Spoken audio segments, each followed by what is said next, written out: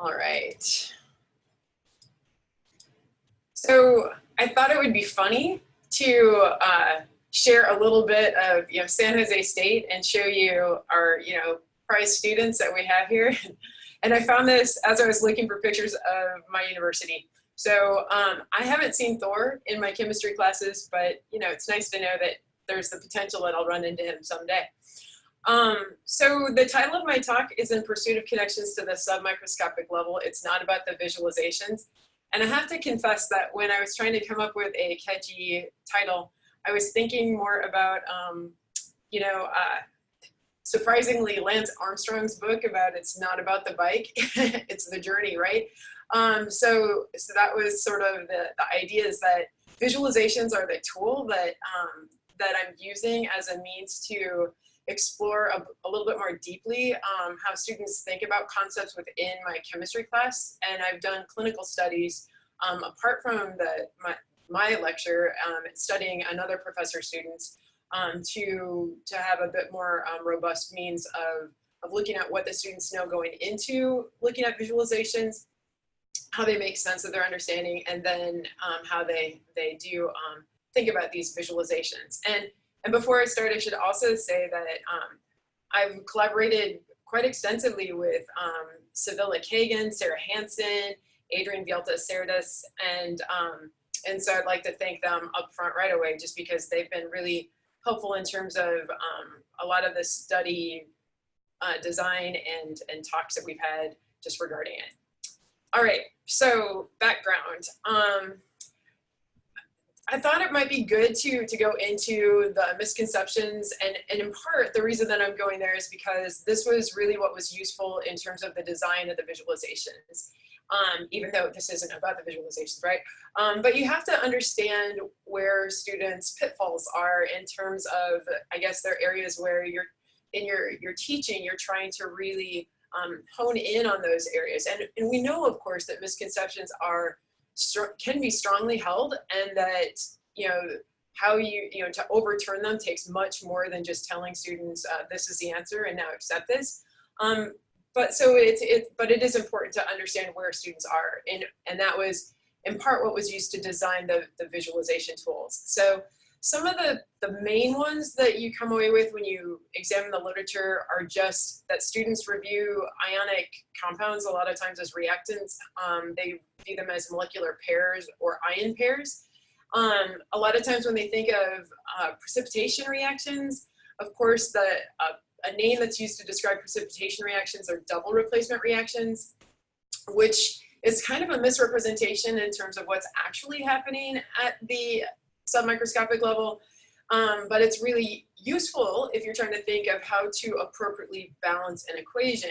And unfortunately, that symbolic representation, which is strongly assessed, is really, it becomes so ingrained in students that it's really challenging for them to let go of that. And so a lot of times they picture the switching of partners as being what's actually happening at the submicroscopic level. And a lot of times they also view the precipitate as pairs, in part, again, because they have this idea of ionic compounds as just like the formula unit, the molecule itself. So that's kind of what the literature is telling us about misconceptions. And then, of course, you want to think about what is learning. And of course, and this is where I feel a little bit like, wow, I mean, there's a breadth there's courses, right, that we take on learning theory. There's so much literature. So how do I focus on what I'm interested in? What I've kind of looked at is going into the conceptual change literature. And then from there, I kind of go backwards towards Ausubel and have come up with a definition, which is it's the result of the interaction between what the student is taught and their current ideas or concepts. And that's still relatively vague.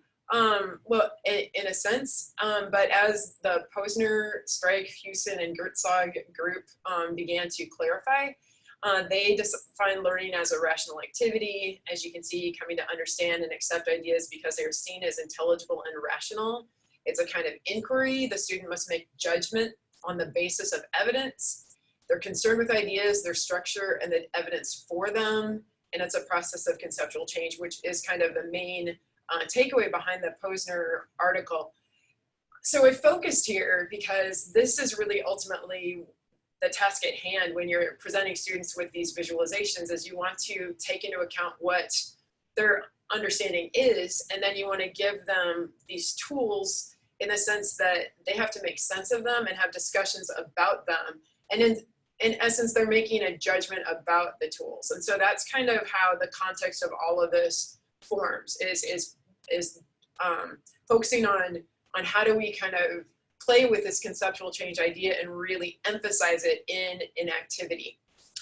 So the last part here is in question: how do students' current ideas interact with new incompatible ideas? And that's, again, where we present animations that conflict.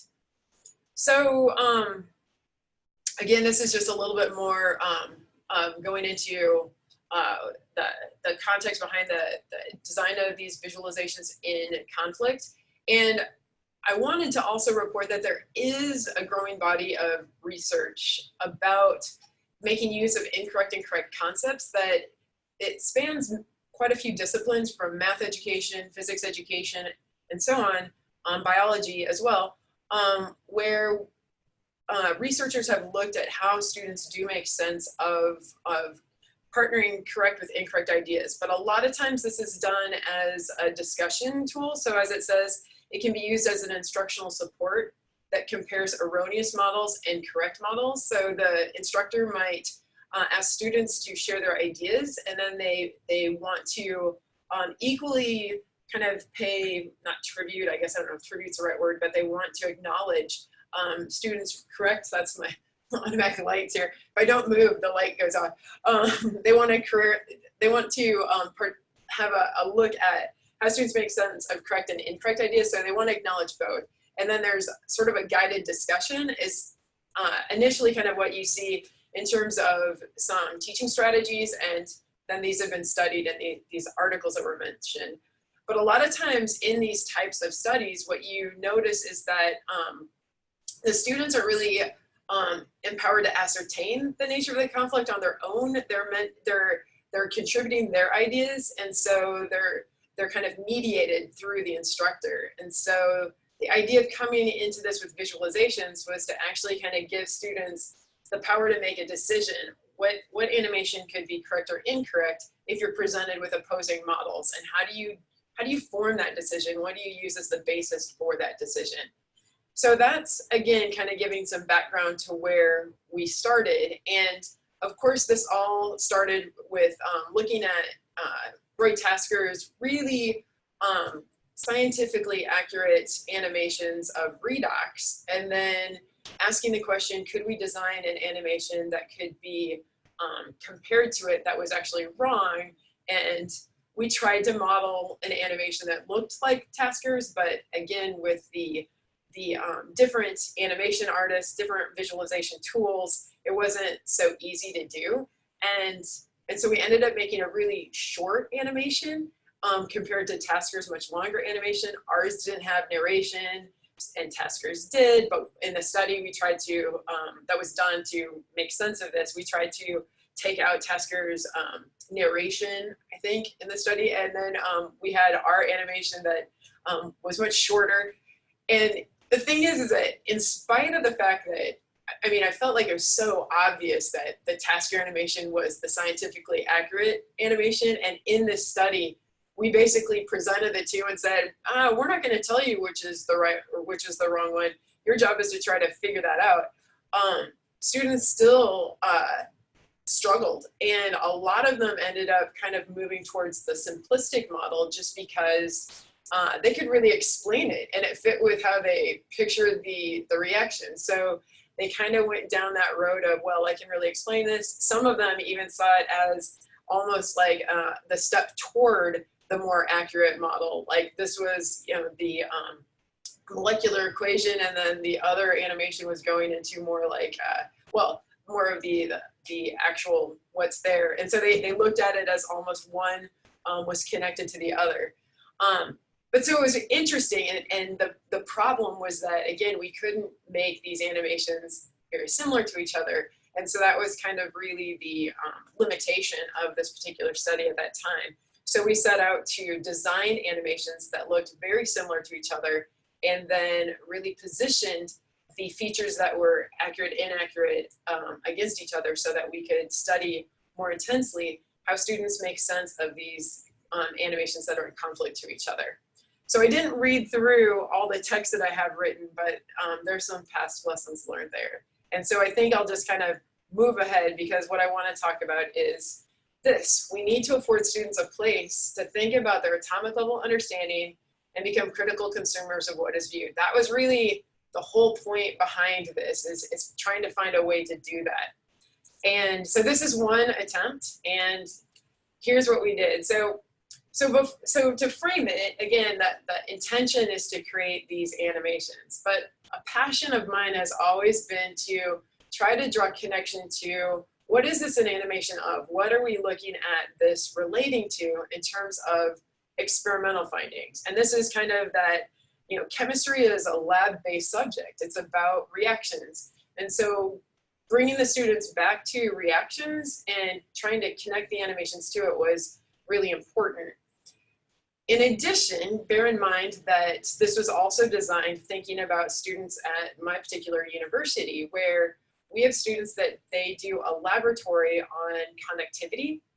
So they test solutions, they test a variety of different things to understand how conductivity can be a tool that gives them insight to the submicroscopic level.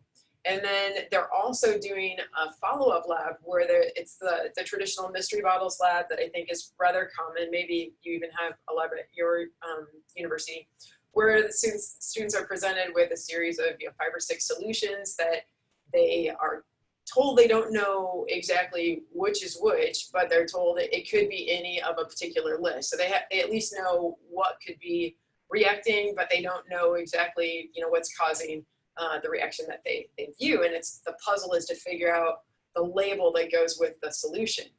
And so in addition to that, the students have also received the traditional instruction of learning how to balance equations that are precipitation reactions.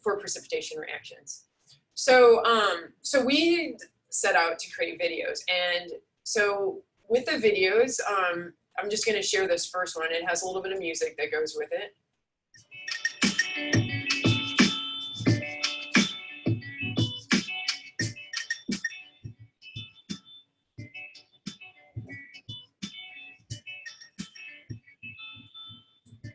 I can also make this closed captioning. I don't know if people want, I'm going to put this option. I'm doing this in Google Slides just in case people need that. So looking at this first part, we wanted to make the solutions for the viewer. I'm going to just take the music down a notch here. And so the idea was, let's show them exactly how these solutions are made. Let's show them the solutions that we are going to see whether they react or not. And we wanted to do it in a way that, because they've done precipitation reactions in the lab, the idea was that we could speed some of this stuff up a little bit. So we're mixing rather quickly. We're using I don't want to say sped up. I don't feel like that's correct English, but that's what we did. We tried to speed up the video at this point. So when I'm stirring it, it's kind of blurry because we're trying to speed that up. Then we went through and used the conductivity test, and you don't see that in between takes, I'm rinsing and wiping off the conductivity tester, which you can actually use that as a conversation with students. You can talk about that within your class if you wanted to. In this part, again, we wanted to focus on kind of giving setting apart that test tube and showing where the reaction occurs, kind of playing that up. And again, it's going quickly, but if the instructor wants to, the instructor can pause and say, all right, here I'm gonna just take a little pause and let's talk about this. I'm not gonna do it here just because I'll probably mess something up, and then, I don't wanna do that for those of you that are watching. But the other thing is, did you see some of those little bubbles, like little bubbles upon mixing occur? And again, students can get confused by these things because we've seen in the literature that macroscopic observations are not always as easy as we want them to seem. And so having a video where there's like these little things that could be things that could potentially kind of trigger going in it, like the student being almost distracted, was actually and not necessarily intentional, but I didn't want to dismiss those, and we didn't want to make the videos too perfect, because we wanted this to be a tool that the instructor could really use it to go where they wanted to go. And yet, you know, at the same time, we're partnering these to the visualizations that we're designing. But we want the tool to have a bit more, you know, growth beyond just what we intended to use it for, if that makes sense. So again, we're showing the solutions being poured into these beakers because we wanted to test the final solutions for conductivity, just to show them, you know, how are what is the change? And this one, it's still testing really strongly. And this is also because these conductivity testers are actually not the greatest testers. And so getting students to understand the limitations of the instruments that are being used, the students use them in the lab, but yet in the lab, we often use really dilute solutions. And I feel like it's creating this sense of like, this is a perfect, you know, way that these work. And you want to start to get them to question those things. So whether it's the instructor going in and saying, hey, what do you think about the fact that these solutions test very strongly for conductivity even after they've reacted? What do you think about that? These were some things that we wanted to have in place. So the second video, I'm getting kind of a double effect here. Oops, I'm gonna just go back. The second video here is just to focus. And this has been one that more recently has been designed. It wasn't used in the study that I plan to describe next. But we started to recognize that we do need to have some scaffolds in place. And so the nice part about these videos is you can take little excerpts from them and really play them up and emphasize them. So if I want students to focus exactly on the reaction between the aqueous silver nitrate and the sodium chloride, it can come back in and play this tiny little clip of 14 seconds, and it draws their attention back. So it reminds them, it brings them back to that context, and it's useful when you're, you know, teaching your large lecture to be able to bring that focus back. So again, this wasn't brought into the study, but I thought it would be nice for you to see what that looks like.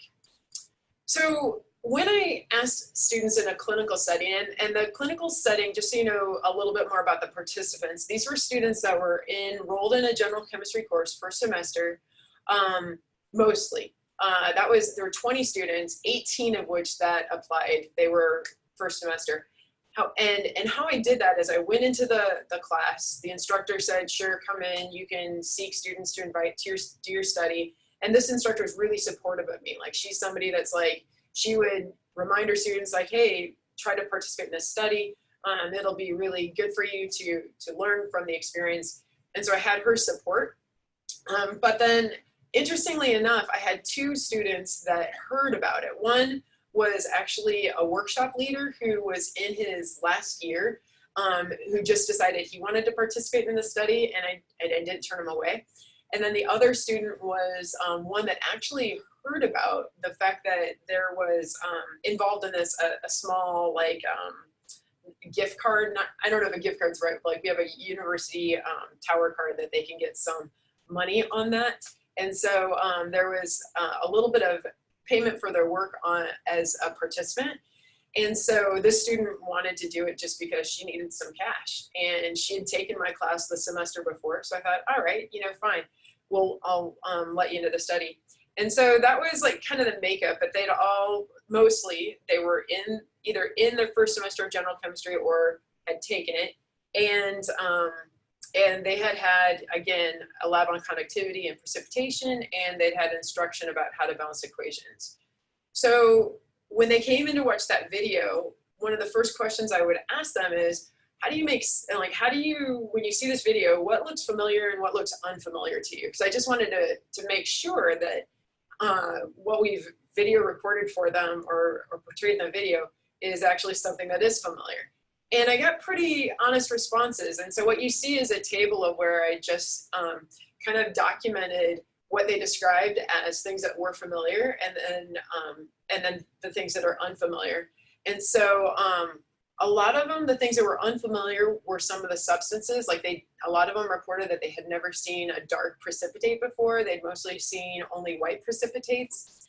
And some of them thought the conductivity results were different because, again, like I mentioned, in our labs, a number of them had experiments that tested rather weakly in terms of conductivity. So to see these solutions test so strongly was unusual to the students, and some picked up on it, only two, but at least some picked up on it. And for some, like I said, the outcome of it being a brown solution was different, and some of the substances. But apart from that, what I thought was really fascinating is that almost every single student, as you can see, recognizes that the testing of the conductivity solution is really strongly familiar to them.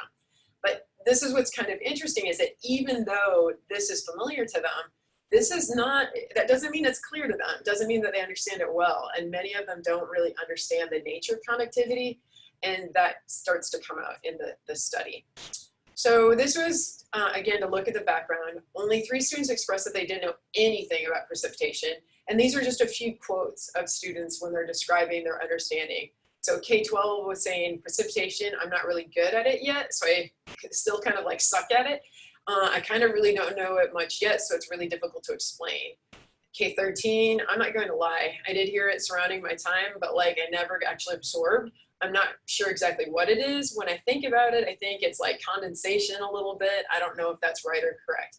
And I think what's interesting about this is that the student had just seen the video, and yet they go back to this idea that precipitation is, condensation, which is kind of interesting. So I don't know that K-13 is really drawing strong connections. Like, even though I'm asking them directly about this video, it's like they hear the word precipitation and they go to another place in terms of what they think precipitation is. K-20, I don't know what to say. I don't know in detail what a precipitation reaction is. So again, just some really honest, candid feedback. So now, at this point, the intention was, again, to try to understand a bit more about where students are in terms of their understanding of the atomic level of the specific reaction between aqueous silver nitrate and aqueous sodium chloride. And so what you see is that we elected to try a card sort and model construction activity. And so from the animations, I actually made these pictures that I laminated and placed on these little cards that we used as a tool. And basically what we were asking students is to select the picture that best connected with how they pictured the atomic level of the solution that was in front of them. So if you look in the picture, oops, I need to go back, sorry. You'll see that over to the side is a picture of the experimental setup. So again, trying to hone them back into the video that they watched and to say, okay, remember, this is a solution of aqueous sodium chloride. So here's a key, and here are 3 pictures. Which of these pictures, again, knowing that water's been removed to kind of simplify what this looks like, because this is of a solution. This is all set up front, but even saying that up front, students still, as they're navigating, they start to kind of get lost in it. And I'm going to show you a video of one student in particular, so you can get a sense for what it was like. But so we did this for both reactants. They had a card sort selection. Then they're also presented with products that, again, were still shots from the animations that they're going to see, but they don't know this yet. And then what we did was, we placed the reactant cards that they selected, and then the products card that they selected were given back to them. And then I gave them a whiteboard, a marker, and some cutouts of different atomic level species. And they had to tell me how they could go from the reactant pictures that they got to the product picture. And I said, it's kind of like a mechanism. I want you to think about the in-between of how you go from one to the other. How does that reaction happen? And so, so that's what the intention was. And as you can see, like the good about doing this was that we have some props, and it becomes easy for the students to kind of communicate what they're thinking about. But the con is that a lot of them do apply kind of test-taking strategies to make their selections, and so they're kind of well, some of those, I think, test-taking strategies kind of, I don't know if I want to say confound it, but you start to see how when they are conveying what they know and understand, you see how, like, their logic, how they try to make sense of things. So anyway, it's kind of fascinating. So what I'm going to show you is, I'm going to show you K1. And what I want you to hear is just how he makes sense of describing what he thinks the atomic level of this aqueous sodium chloride solution looks like. So. Charges and how, you know, Na is positive and Cl is negative. I'm thinking charges, you know, opposites attract to each other. So I'm gravitating towards number 2 would be a good representation. And why is that?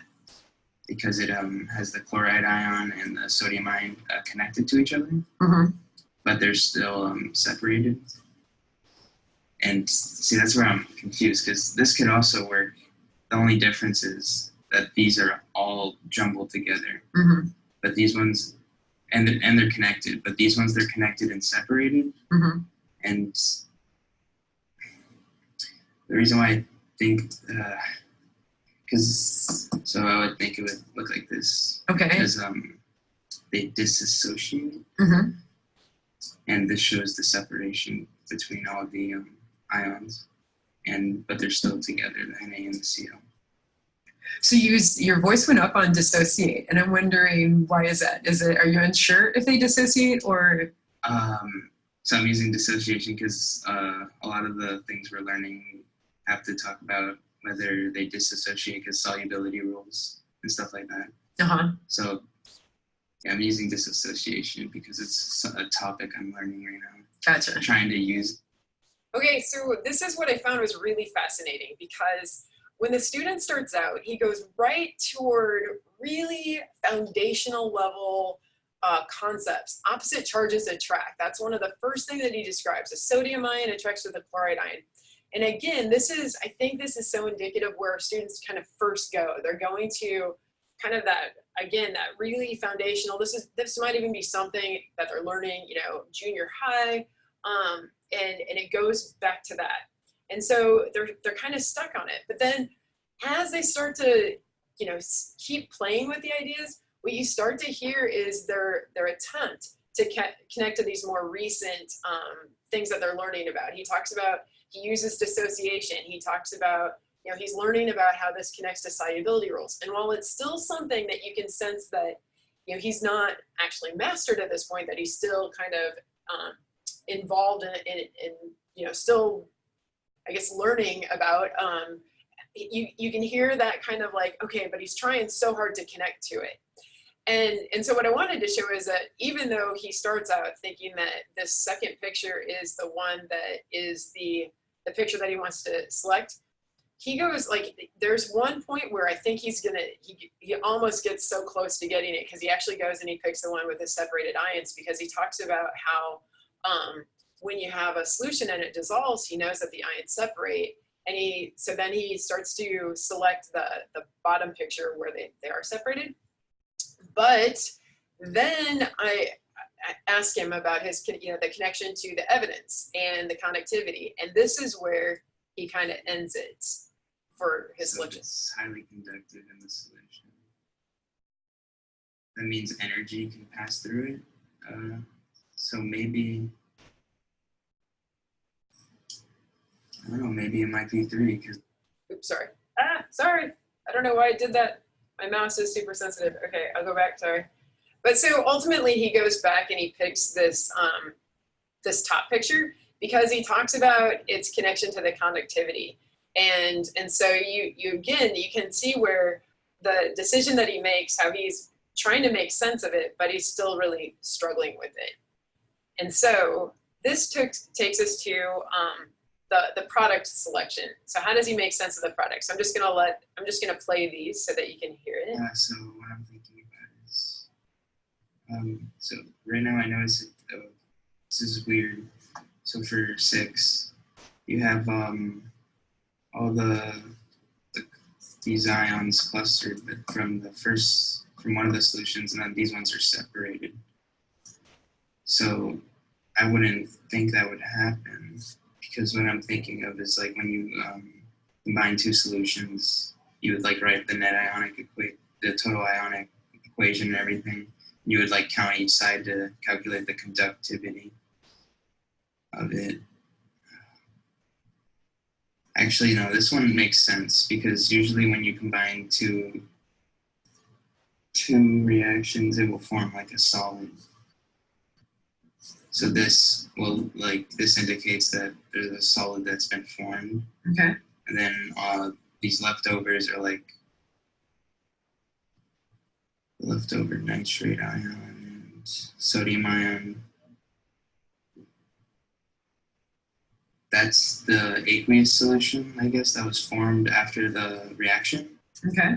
So it would be like chloride, silver. So it would be like silver chloride. Then you would put like a S under it in the equation, and then plus sodium nitrate, and you would put aqueous. So again, this is nothing new from our literature examination. We know that students, when they're trying to make sense of the atomic level, one of the things they almost try to do is to map it onto the nature of the equation itself. So you can hear him trying to do that, trying to connect to the symbolic level in terms of what he's really focused on and learned in his class. But now the next part was that they try to create kind of this mechanism of connecting between the atomic level connecting between the reactants to the products. So this one is a little bit longer. I'm only going to play a little part of it just because I want you to kind of get a sense for it. But I think it might be a good time after this to maybe break for questions. Oops, sorry.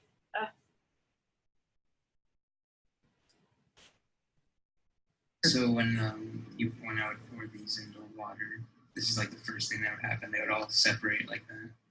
Okay. And then while they're separating, the compound would still stay connected like that. Okay. And then as soon as the reaction occurs. How does the reaction occur? Through the mixing of solutions. Okay. So right now, that's what we're doing. We're mixing the solutions. Mm-hmm. And certain solutions react to each other, and these ones do. So when that's happening, that will go over there, right? And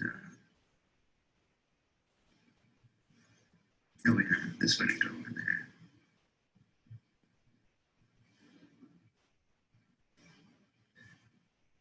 The red one would go over here. So why does the red one go over there? What makes it do that? So the sodium ion gets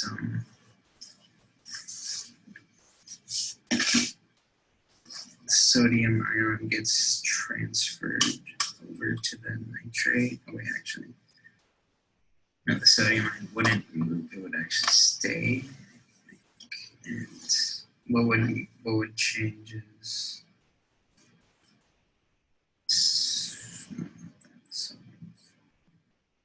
the nitrate. Okay.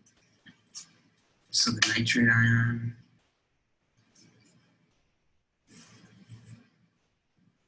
Oops. Sorry. Okay. So I'm going to pause this. So basically what you I'm going to kind of fast forward so you can kind of get a sense here of where he ends up. Let's see if you can see. You would look at like the solubility rules, and you would see that this this becomes a solid. So then,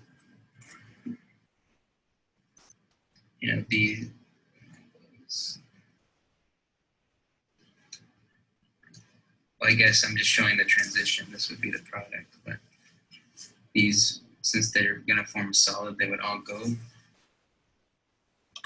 connect to each other.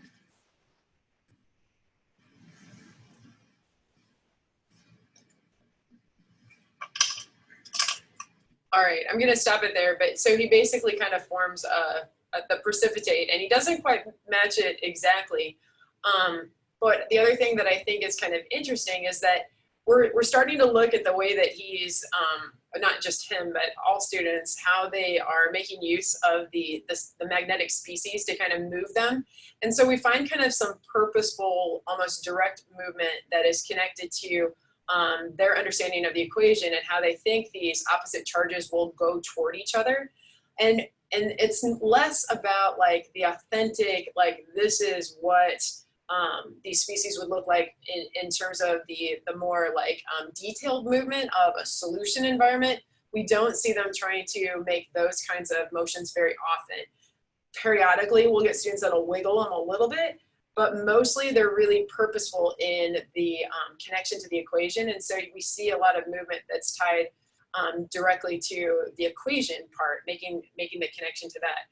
And we're still investigating that. That's an area that we're really delving into, the exploration of the kinds of movement that students communicate, and realizing that the students have not had much formal training in this area. So this is a very kind of like just without much training, this is how they kind of make sense of things. And so that's kind of where we are in this first part. And so this breaks before the animations are shown. So I think what I'll do is I'll stop share and I will ask Alina if it's a good time to take questions. Yes, it is a good time. So I have a few questions for you. Okay. A couple kind of methodological questions and then some about some of your findings. And I don't want to like spoil the punchline if it's coming. Okay, so anyways, you said kind of one of the drawbacks of this interview approach was that you saw them trying to rely on some test taking strategies. So I'm wondering, as the interviewer, what did you do to kind of push them past that? Yeah, that's a great question. So, so what you have to know is this is one part of a much bigger study in which we have 3 different reaction mechanisms, I guess you would call them, with three, so we have precipitation is one type of reaction, redox is another reaction, and acid-base neutralization is our third reaction type that we've constructed visualizations that are conflicting. And so with the precipitation was the first of the 3 that I began to study. And so, so when I started to notice that they were relying on these test taking skills, the next thing was, okay, let's just get rid of any kinds of cards. And then we cut out the magnetic species and we said, all right, here's what I want you to do. I want you to tell me how you would go from reactants to products. So without really showing them these cards so that they would have, rely on that. So that's what we ended up changing. For this study, we were consistent. We wanted to finish it because, just the nature of following through with the protocol in a sense and not having too much, deviation. But toward, I'd say like the midpoint, after I'd done about 10 students and was really starting to recognize that this was a pattern, that's when I started to place greater emphasis on, tell me a bit more about how you would move these pieces around. In fact, what I started to do was have them do it first on have them use the magnetic species first, and then I would give them the cards second and ask them to tell me which card best fit based on what they modeled for me. And that helped a little bit, but that was the way that we ultimately figured out that, yeah, we need to move away from the cards. Cool. So then this is actually sort of a selfish question because I'm dealing with some of this data in my research, but video data is tricky. So how do you make sense of it? What is your approach to video data sense making? Yeah, no, I completely agree. So it's not so bad for the still image pictures. When you have them start to move things, we're still trying to kind of figure this out. And so I have a couple of undergraduate researchers that are helping me. And so one of the students actually, in order to help communicate like what students were doing, started to make mini or little GIFs of the movement and place those into a data table. And it was so useful because because a GIF, as you know, it's repetition, right? So you see the movement and it repeats over and over. And so when you have that in a data table and you're playing it, you can see these movements and how they connect, similarities and differences. And so we're using that right now. And I was going to try to do that for this talk, but I'm not as savvy with creating GIFs. And so I ended up going into Camtasia and I'm like, well, I'll just do the little snippet of the video. And then I'm going to talk to my undergrad about, how to go about making the GIFs. But yeah, so right now, since we again, we've been analyzing the data, we have a little bit more of a sense of where to look. So, you know, with qualitative methodology, it's one of those things, once you start to find the things that are popping as like consistent patterns, now we look for those. And the pattern that we started to recognize it and really had a hard time placing a label on it was just direct movement for the purpose of like connecting opposite charges to each other or for them to connect to the equation. And so we called it purposeful movement because the purpose of the movement was to do like to bring the charges that were opposite charged together, or to show, you know, in the balanced equation, like usually how the charges connected. So, but then what we called more detailed or fine movement details was the like if they were trying to give more of a representation of the just the solution in general, which again we didn't notice happening as frequently. And so that's kind of where we are. We're kind of seeing just two major types of movement.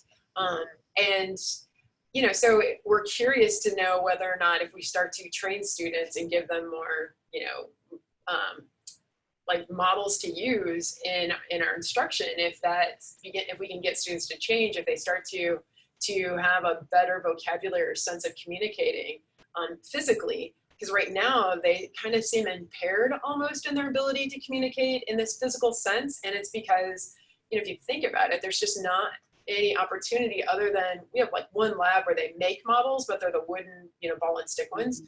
And so, so that's kind of a question. And I've actually talked to Emily Moore about this, and she's really keen on this because she's been interested in looking at visualizations for people who have visual impairment. And so she's really keen on the physical sense of models. And so I think that there's a really ripe area for research. So this actually connects with a question. How familiar were the students with submicroscopic representations to model dynamic things like reactions? These students were really weak with it, and in part because the instructor, and I spent an entire semester following the instructor to learn better about how she was teaching. She is very like traditional in the sense that she focuses on the symbolic and a little bit of the macroscopic.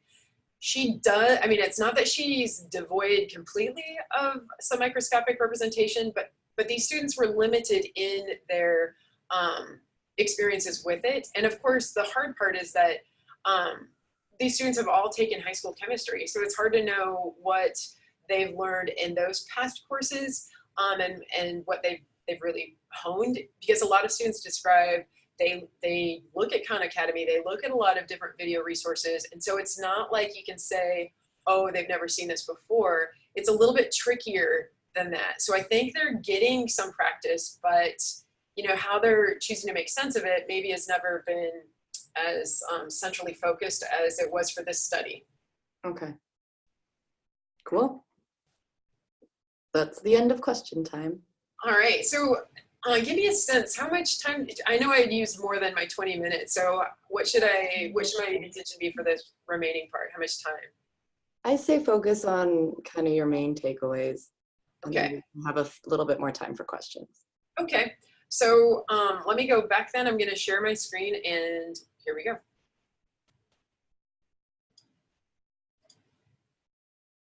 All right, let me go back to this. Actually, I'm gonna stop that and go to, all right, so, so to challenge their beliefs, we wanted to present the students with conflicting animations. And again, the purpose was to examine how students abstract the relevant information from visualizations by purposely. Can you make it full screen? Oh yeah, sorry. Let's see. Actually, sorry, I don't know why. Let me go back to that.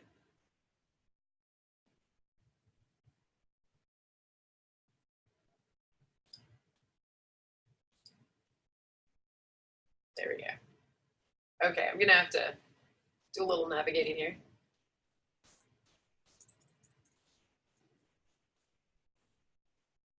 Okay, so here we go. So we wanted to examine how students abstract relevant information from, visualizations by purposely contrasting distinct aspects of the animations.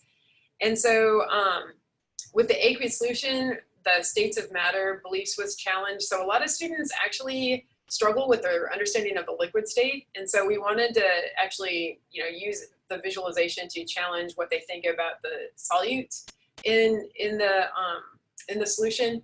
And then, of course, looking at the mechanisms of how opposite charges attract, what could prevent opposite charges from attracting, and then products, what is the makeup of the precipitate? Again, going back to kind of states of matter. So the animations were designed, and this slide just kind of shows the detail. Sorry, it's a little blurry. It's a screenshot of a data table that I'm putting in a manuscript that I'm working on.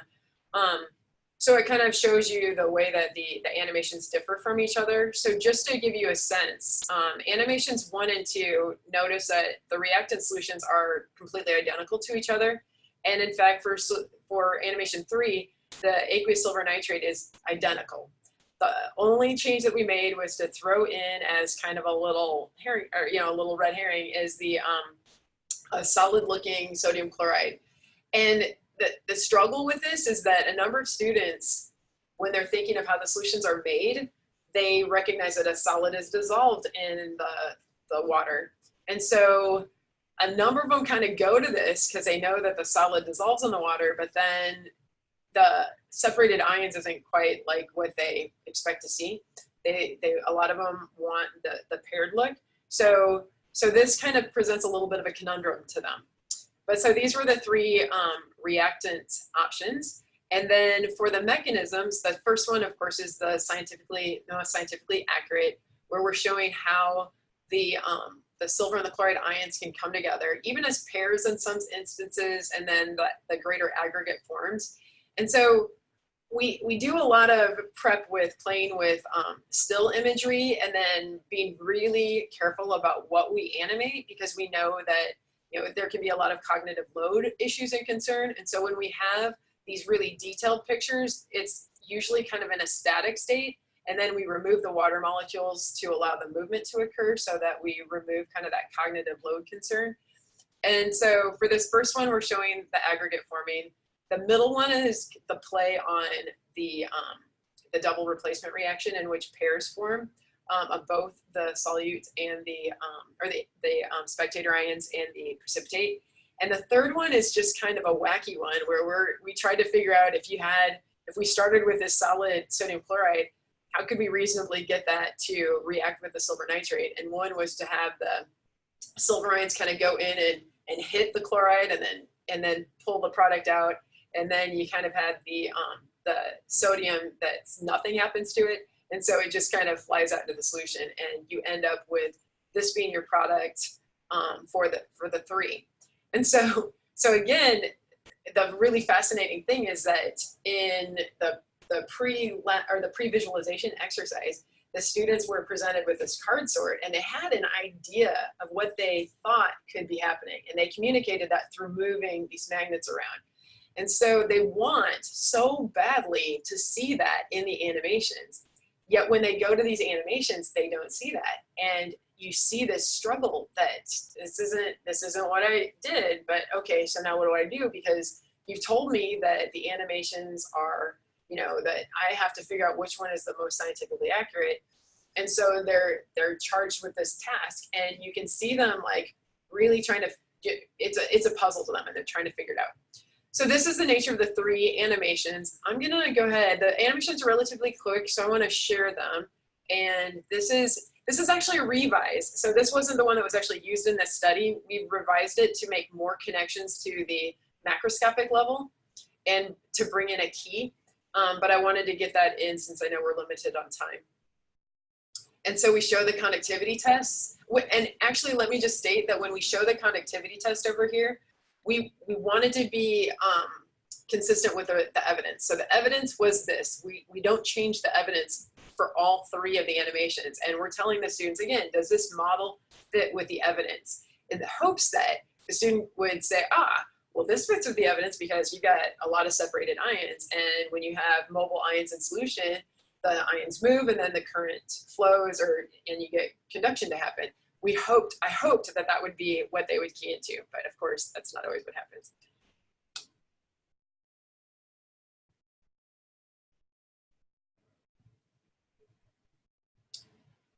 So as you can see, this is, showing kind of that, an idea of what could be happening to create the product.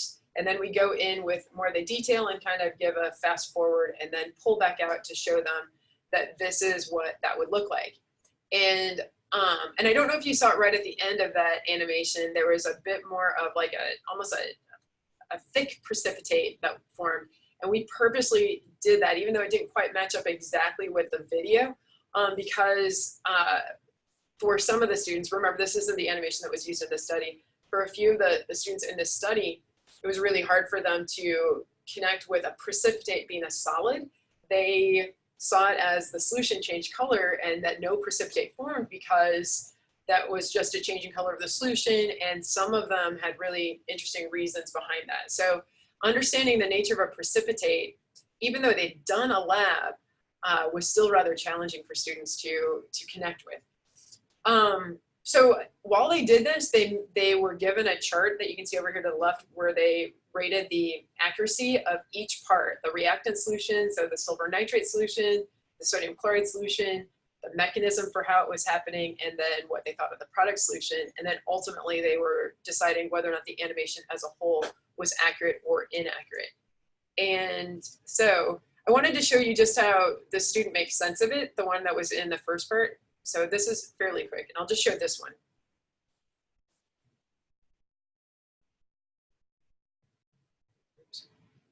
Separated,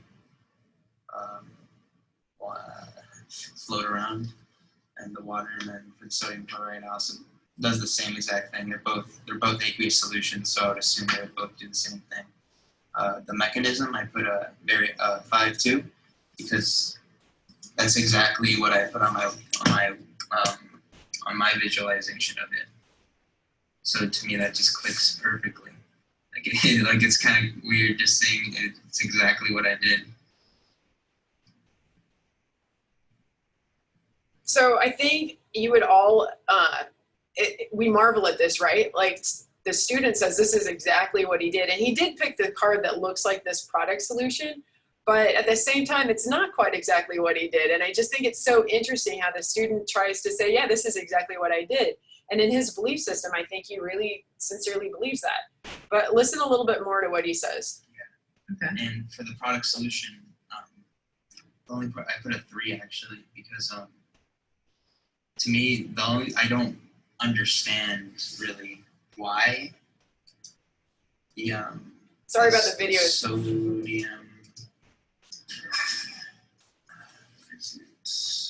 Sodium and the nitrate. I don't really understand. I mean, I don't have like my solubility rules or anything. I don't really have a definitive. I can't just think of 100% that's true on whether or not. All right, so he needed the solubility rules in spite of having evidence, physical evidence from the pictures that were in front of him. He still needed the solubility rules to really make the decision that the sodium and the nitrate would be aqueous ions in solution. I just found that so interesting. And that's just not, he's not alone in this. This is really representative of several students that had this kind of understanding. And so then the students were shown these other animations, and just to quickly play them, just so you can see what they were like.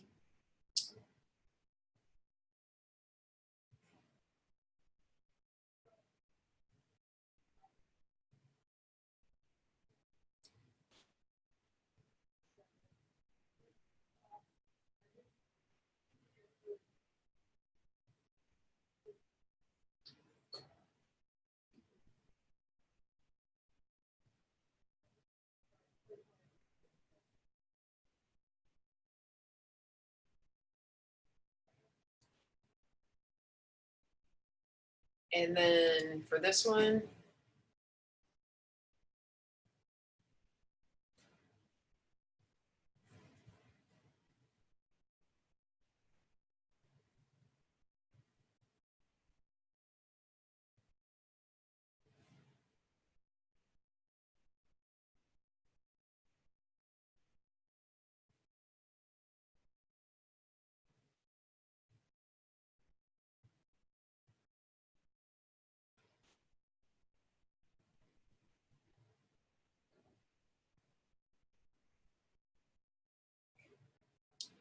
All right, so that's just a sense for the animations, and I'm not gonna, I was going to allow you to see like how the student goes in and thinks about these two animations, but I think in the interest of time, I'll just cut to the chase.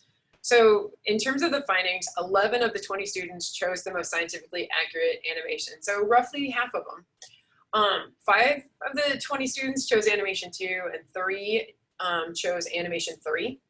And 1 student didn't believe any of the animations was scientifically accurate, and that was a student that was actually a workshop leader and was, you know, a senior at this time. And so he thought that I was trying to like that there had to be a catch, and so he was really like, you know, it was hard for him, but he described like the aspects of each animation that he thought were, you know, was accurate and inaccurate, and so we did get a sense for which one he was potentially most aligned with, but he still ultimately wouldn't choose any of them. So this is just a little bit of the look of the worksheet that we used. And then what I've started to do, or what actually I've done, and you know, again, working on this for publication right now, is charting how the students responded in terms of their rating of animation 1. And so what you can see is that these were the students, the 11 students that chose animation 1. And overwhelmingly what you can see is that it's not perfect. Like they're not choosing this animation and agreeing with every single part of it. They have parts, and this is indicative of the student that you've been able to kind of view throughout this presentation. He didn't choose the particulate level that matched with his understanding, but he ends up deciding that that's the best representation. And then ultimately, he still kind of distrusted the representation of the products, particularly the sodium nitrate solution. So again, you see this kind of like, you know, they're selecting this animation, but it's not, you know, a home run. And you see the different students that, you know, K3, it was a home run for this particular student, but for K4, the reactance wasn't quite right. And for K8, it's all kind of like, well, I'm not going to give it entirely a 5 because, you know, there's a chance, right, that I could be wrong. And so kind of goes middle, well, not middle ground, but, you know, gives 4s and the chance that he might not be right or she might not be right. I can't remember what gender it was. So then you see K16, the only thing that K16 really seems to like is the product, and sort of like K17 as well. There's kind of a distrust of the other parts of it, but still this is the best of the 3. And so again, you see this logic, like this game of like, how do I decide what's the best animation when it doesn't really fit with what I thought it should be? And yet, you know, they do make a decision, and it's just, I think the best part of this is that it shows us how students are critiquing animations. And this is something for the longest time. When I was first studying animations and when I used to watch Roy Tasker present, one of the things that I loved is that Roy would go to these, you know, like meetings, conferences, and present. And the professors who would just be up in arms about the way that the visualization depicted salt dissolution, sodium chloride dissolution, were just like, how can you have them have noise? How can you have them look like this? This isn't what I pictured. And so I thought, it's in my studies of students, I always thought that they were so accepting. Like they're just accepting that this is the way it should be. How can we get them to better critique and to have like the same kind of emotional response as some of these professors have, or are they having it? And I guess I never really questioned whether they were having it. It always just seemed like they were accepting it. And now I think we've got evidence that shows, no, they're critiquing, but they're making decisions about the parts of it that they're like, okay, this is the part that kind of fits for me. This is the part I'm unsure of, but you know, this is how I view it. And so that's the part that I love about presenting these animations that are conflicting. It really brings that to the surface. And so what we see for the students who didn't pick the first animation is just, you know, they don't like it. You know, they're like, I'm earning 1s for some of these. But then there are some aspects that, you know, they're okay, like the sodium chloride solution, I'm okay with how this was represented, or the silver nitrate solution. So you see some parts of it where, again, it's not, you know, it's complicated. So, so again, 9 students didn't choose this scientifically accurate animation, and this was how they rated the different features that were presented to them. And it just kind of shows again how polarized they were in their ratings. And so I think the concluding things that I can draw from this particular study is that students looked for the animation that fit with their understanding. And when they didn't find that, they really critiqued the animation. And I think it shows where they still believe what they had pictured. And so they're not super accepting of what they see in the animation in parts. But then again, part of the task was to choose find the animation that's most scientifically accurate. How do you determine that from the three? And then nearly every student believed that there were inaccuracies in the animation depictions as determined by the ratings. And again, isn't that what we want? We want students to become critical consumers of these animations. We want them to realize the limitations of the models. And I think we start to see where they begin to foster those beliefs in this particular task.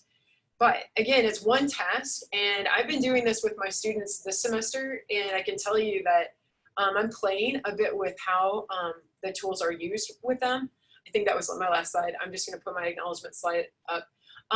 It's a tricky, so the scaffolds that I've been using are, in some cases, I'm actually following what Adrian Vialta-Cerdas recommended. He has done some work where he would rather upfront tell students what's correct, and then he positions okay, now here's some animations that are incorrect, why? And so it's kind of removing the task of which animation do you think it could be? But I feel like in terms of how we bring students to have these conversations about animations, I think luckily because we've got the three reaction system model, I can start with the precipitation group and kind of scaffold in okay, here's one that's correct. How do you justify this is correct? How does it compare to your own mental model of this particular animation? And then when they look at the two animations that are incorrect, then you can ask them, okay, why are these incorrect? And get them to discuss it. And so you're tapping into their oral skills as well. But so we're still kind of working on this. I feel like there's still, I think I'm still looking for the optimal way to make use of these. And right now I'm still kind of exploring that, but at the same time trying to get this manuscript out so that others can know the work that we've done and how they should want to use these things, because it's just really fun when you're lecturing with them. The kinds of conversations that they're having are just so much fun. And it's just, they get excited about what they're learning. And so, I think that's half of it. So thank you for allowing me, first of all, this opportunity to present. I'm so honored that people even, that are sticking around to listen to me, and certainly honored that Alina and Vicente and the ChemEd Research Committee selected me to give this presentation. I'm so honored to be able to have done this. So thanks.